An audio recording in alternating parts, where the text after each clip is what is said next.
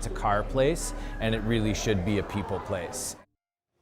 A vision to change how people think of Northeast Spokane and the Market Street Corridor. Today, the North Spokane Corridor is more than 70% complete. When the freeway opens, the hope is to connect communities together and alleviate traffic on the arterials. And this will help places like Hillyard feel more like a destination for businesses and homes.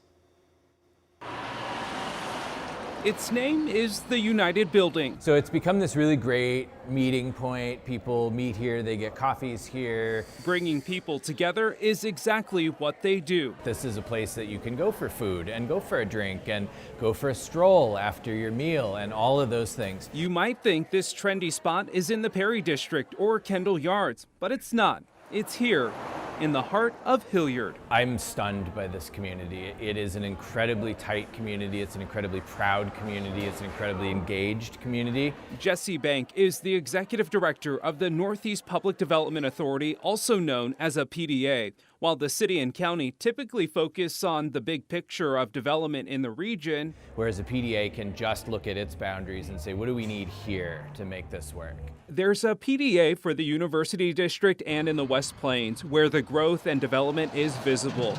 The Northeast PDA was originally created to focus on the industrial land east of the freeway in anticipation of the North Spokane Corridor opening. It's since expanded to include Hillyard and the Market Street Corridor. And this is still a federal truck route, which will then switch over to the freeway once the freeway is fully open.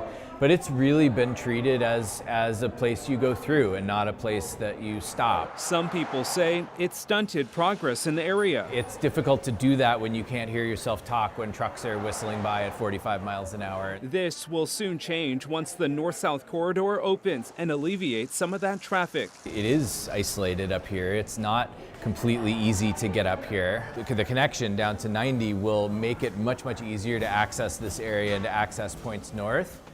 We know that'll help businesses, but what about home prices? So here's your primary bedroom in here.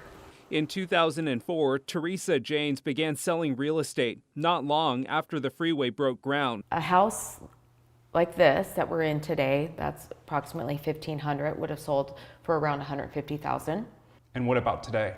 And today, now you're looking anywhere from $375,000 to $400,000. Increasing sale prices are something we're seeing in all of Spokane. It's not specific to homes next to the freeway, at least yet. But I think it will over time, especially when you have these other developments that are coming in the pipeline. So her advice to home buyers looking in this area?